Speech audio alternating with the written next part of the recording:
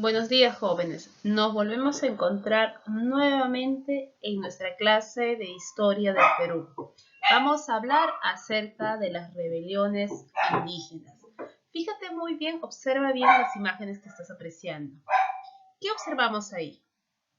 A ver, ¿qué observas ahí? Piensa muy bien qué estás observando. ¿A qué sector social pertenece este personaje que tú observas, el personaje principal?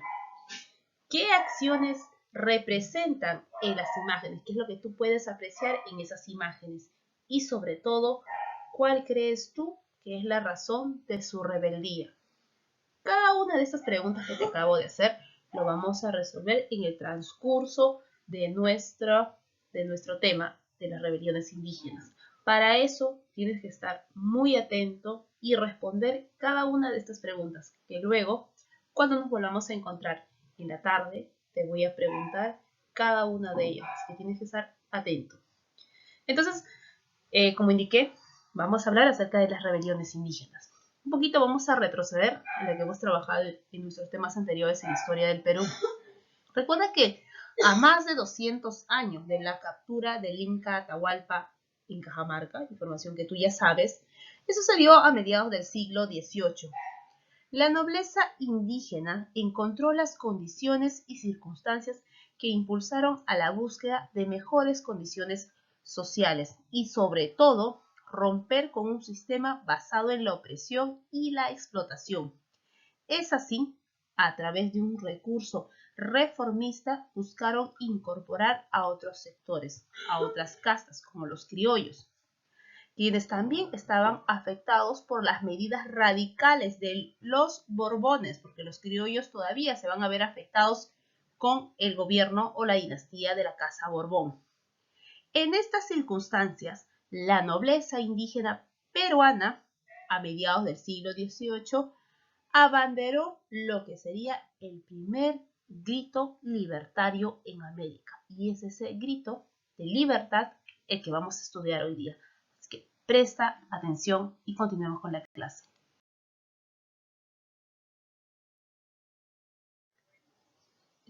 Los movimientos americanos contra el absolutismo en el siglo XVIII.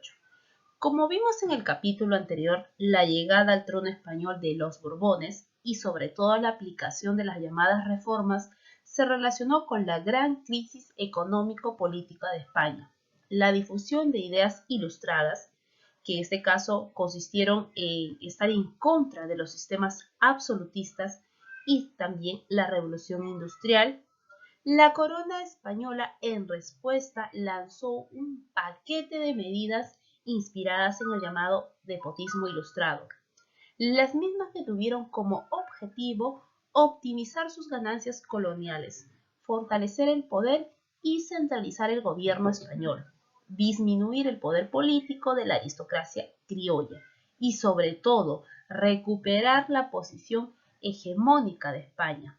Sin lugar a dudas, los sectores más perjudicados con estas medidas fueron los indígenas y los españoles americanos, que tú ya sabes quiénes eran, los criollos. La evidencia, en este caso, la evidente presión tributaria y el despojo de beneficios comerciales y políticos que se desprenden de estas medidas sirvieron de caldo de cultivo para las diferentes rebeliones que se van a dar en el interior del Perú. En este caso del virreinato, ¿no? Todavía no era un país, no era un virreinato todavía, el virreinato del Perú. En el siglo XVIII se caracterizó precisamente por un sinnúmero de rebeliones lideradas en su mayoría por nobles y algunas rebeliones también dirigidas por indígenas. En ellas podemos encontrar también participación de diversas castas, inclusive también los criollos. Es por eso que aquí tenemos una pequeña línea de tiempo donde vemos las principales rebeliones. O sea, yo con esta línea de tiempo quiero darles a conocer que no solo hubo una rebelión de Túpac Amaru o de Túpac Katari, y por qué no de Juan Santos Atahualpa, sino también hubo diferentes rebeliones. Por ejemplo, en el año de 1724, la rebelión de Fernando Torote. Tenemos en 1730 levantamiento de Alejo en Oropesa. Tenemos el tema que vamos a hablar hoy día, de 1742, de Juan Santos Atahualpa. En 1759, el rey Borbón Carlos III radicalizó el despotismo ilustrado y la aplicación de las llamadas reformas fiscales. En 1780 se da la conspiración de Bernardo Pumayagi y en nuestra más importante rebelión que se dio aquí en el Virreinato del Perú, la rebelión de Túpac Amaru II en el Cusco. Y no olvidar también a un Túpac Katari, que también vamos a hablar. Entonces, con esto, ¿qué quiere decir? Que en el Perú van a levantarse una serie de rebeliones en contra de esa llamada reformas borbónicas, que en este caso estaban en contra del llamado absolutismo, liderados no solo por criollos, sino también por indígenas que querían, en este caso, cambiar las reformas económicas y políticas del virreinato. Así que vamos a conocer las principales rebeliones de Juan Santos Atahualpa, Túpac Amaru II y Túpac Katari.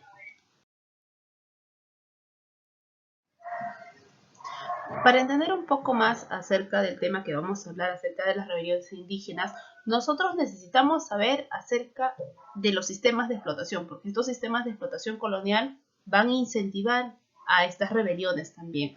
Por ejemplo, nosotros sabemos que durante el periodo colonial existieron diversos mecanismos de explotación indígena. Por mucho tiempo los españoles justificaron este dominio amparados en la religión y sobre todo a la superioridad cultural. Para ello, el salvajismo indígena, evidenciado en sus diversas prácticas paganas, hacía imperiosa la necesidad de gobernarlos y sobre todo de evangelizarlos. Por ello, tenemos aquí los diferentes sistemas de explotación que se daban en el virreinato. No quiere decir que eran los únicos. Recuerden que ya en la clase pasada hablamos sobre los diferentes tipos de explotación que se daban aquí en el virreinato. Pero las principales van a ser, y las más odiadas también, van a ser, por ejemplo, los llamados corregimientos. ¿Y qué era un corregimiento? Vamos a recordar también que era un corregimiento. Eran instituciones encargadas de la administración de la mano de obra. ¿Quiénes eran la mano de obra? Los mitayos. Proveía, en este caso, la fuerza laboral a las minas y los obrajes. Y recuerda que son obrajes, eran lugares donde se dedicaban a la fabricación de diferentes, lo que viene a ser trabajos de manualidades o textilería. Tenemos también a los llamados mitayos. ¿Quiénes eran los mitayos? Los corregimientos cercanos a la mina de Potosí se preveían, en este caso proveían de mitayos. Por el trabajo de los mitayos recibían una mísera paga, que era utilizado para cancelar sus deudas con el corregidor. Y acá están también los obrajes. Fueron centros laborales dedicados a la manufactura textil e hilos de lana como algodón y cabuya. Las imágenes que tú puedes apreciar en esta diapositiva pertenecen a Guamán Poma de Ayala, un cronista indígena que representó gráficamente en sus memorias. Si tú estás interesado en leer y conocer un poco más acerca de nuestros antepasados, pues te recomiendo el libro de Guamán Poma de Ayala llamado La Nueva Crónica y Buen Gobierno, que nos habla acerca qué sucede del ingreso de Pizarro a nuestro territorio, de cómo va a maltratar, va a explotar a estos indígenas, y sobre todo también nos habla de la ejecución de Atahualpa y de las costumbres que tenían también los incas. Entonces, en esta obra, gran parte de la historia colonial, sus imágenes, por ejemplo, estas son imágenes que él mismo realizó. Apreciamos lo que son la explotación a los indígenas, el maltrato, el azote que daban, en este caso, los españoles. También, mira, ve acá se ve los diferentes tipos de castigo. Entonces, todos estos castigos que ya el indígena estaba cansado y que necesitaba cambiar esa reforma, cambiar todo ello, porque ya ellos no querían seguir siendo obligados a trabajar, tributar y encima ser maltratados. Luego también nosotros recordemos, ¿no?, lo que acabo de explicar hace un momento, los indígenas, además de maltratos por este español, tenían también múltiples deudas. Entre ellas, recuerda, que los indígenas, aparte de trabajar, tenían que tributar aquí a la corona española y el pago de los artículos distribuidos. Además, el corregidor les obligaba a estos indígenas a adquirir productos innecesarios para ellos. Y los pobres indígenas tenían que pagar esos artículos que era distribuido por el corregidor, ya que si incumplían, ¿no?, de recibir lo que se les estaba dando, pues eran castigados. Entonces, esto forma parte del sistema de explotación colonial. Y un dato más para poder seguir avanzando con nuestro tema, un dato más es recordar, por ejemplo, o conocer en este caso, quién es José Antonio de Areche, porque más adelante vas a escuchar acerca de José Antonio de Areche. Entonces ya ve anotando quién es este personaje para que puedas entender más el tema. Pues recuerda que en 1777 llegó a Lima José Antonio de Areche, visitador general de la Real Hacienda y los tribunales del reino, con la expresa misión de aumentar las rentas de la corona y sanear la administración pública. El visitador incrementó las alcabalas y sobre todo creó las aduanas terrestres. Y también tenemos al virrey Jáuregui, ¿no?, de los tantos virreyes que tuvo el Perú. El 20 de julio de 1780, Lima recibe al virrey Agustín de Jáuregui, un militar de brillante carrera. Antes de venir al Perú, había gobernado Chile durante 7 años. Todavía no terminaba en Lima los agasajos de su recepción de este nuevo virrey cuando estalló la gran rebelión de José Gabriel Condorcanqui, que posteriormente se hizo llamar Túpac Amaru II. Entonces, este dato adicional para que más adelante relacionen cada uno de estos personajes y sepan de quién estamos hablando. La rebelión de Juan Santos Atahualpa. Entre 1742 y 1752, con un ejército de 500 indígenas y miles de aborígenes de las tribus de los Campas, Shipibos, Piros y Conibos, Juan Santos Atahualpa, quien decía ser descendiente sucesor del Inca Atahualpa, se enfrentó militarmente a los españoles, derrotándolos en varias batallas, usando la táctica de atacarlos y luego esconderse en la selva, zona que los realistas no dominaban. Los virreyes José Antonio de Mendoza y Juan Antonio Manso de Velasco, o llamado también el Conde de Superunda, tuvieron que pedir refuerzos a los destacamentos realistas de Buenos Aires y Chile para enfrentarlo en el llamado Gran Pajonal, lugar donde se desarrolló la rebelión. Pero Juan Santos nunca fue vencido. Los españoles se limitaron a fortificar la zona de Chanchamayo, pero no lograron neutralizarlo. De Juan Santos Atahualpa se sabe que fue un indio noble del Cusco, educado por jesuitas, viajó a Europa y al norte de África, dominaba quechua, castellano y el latín. Vestía una kushma, que era una indumentaria, como está ahí en nuestra imagen.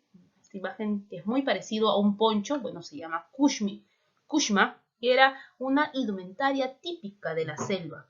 Y de su pecho colgaba una patena, en este caso era una patena de oro, que refleja los rayos del sol deslumbrando a sus enemigos. Su muerte está rodeado de misterio. Se cree que fue envenenado por un cacique envidioso de sus éxitos. Algunas tribus selváticas creen que algún día retomará para restaurar el imperio incaico.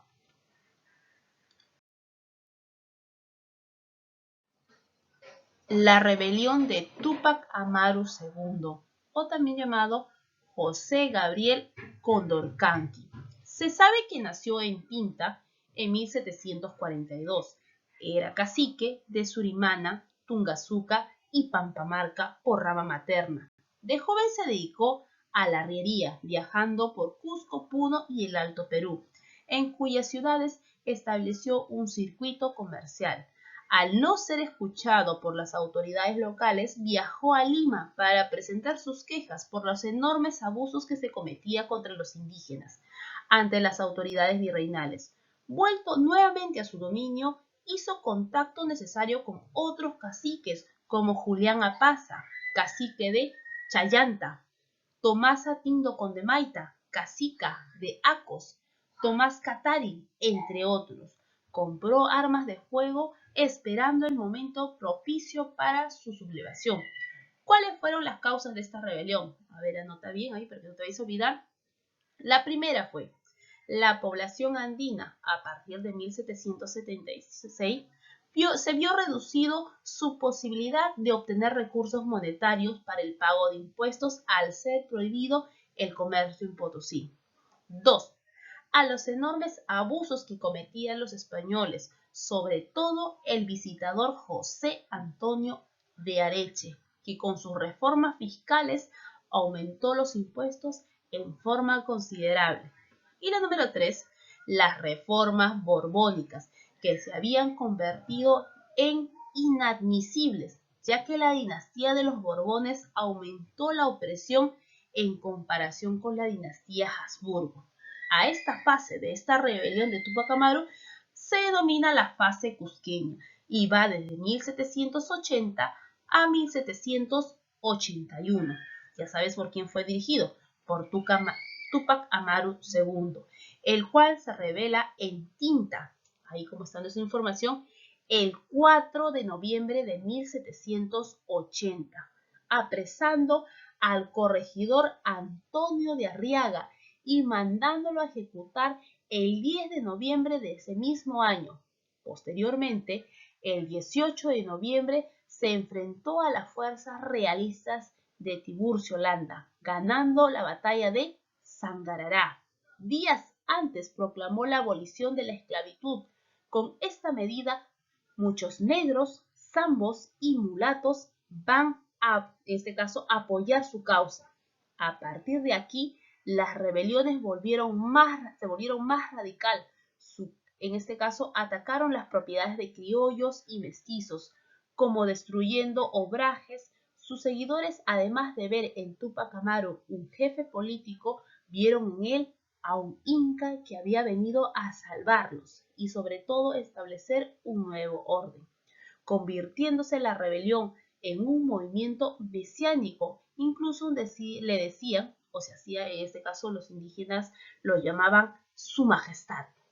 Túpac Amaru no supo aprovechar su victoria de Sangarará y marchó al Alto Perú, donde continuó atacando posiciones enemigas. Luego, en enero de 1781, puso sitio, en este caso se fue al Cusco, pero no pudo tomar la ciudad imperial. Levantando, en este caso, el sitio, se dirigió a Tungazuca, donde fue derrotado el 10 de enero de 1781. Lo mismo que en Tinta, el 6 de abril de 1781. Checacupe y Cambopata, huyendo de esa manera, ¿no? O sea, ¿qué quiere decir? Fue derrotado, tuvo varias derrotas, Tungazuca, Tinta, Checacupe y Combapata. Luego, Túpac Amaru va a huir a Langui, donde fue traicionado por uno de sus capitanes de apellido Santa Cruz, quien lo entrega a los españoles, siendo conducido al Cusco, donde fue ejecutado en la plaza principal junto a su esposa, quien era su esposa, Micaela Bastidas. Además, también se ejecutó a Tomasa Tito Condemaita, el Sambo Antonio Oblitas, entre otros jefes de la insurrección, el 18 de mayo de 1781. El cadáver de Túpac Amaru II fue descuartizado y sus miembros fueron llevados a distintas partes del virreinato para que sirvan de escarmiento a los indígenas. Acerca de la muerte de Túpac Amaru y de su rebelión, he adjuntado un video para que ustedes puedan conocer un poco acerca de una de las muertes más, se podría decir, más espantosas que se dio durante el virreinato del Perú. Entonces, por favor, presten atención a ese video y tomen nota de los datos más importantes que les voy a ir evaluando en nuestra clase Zoom.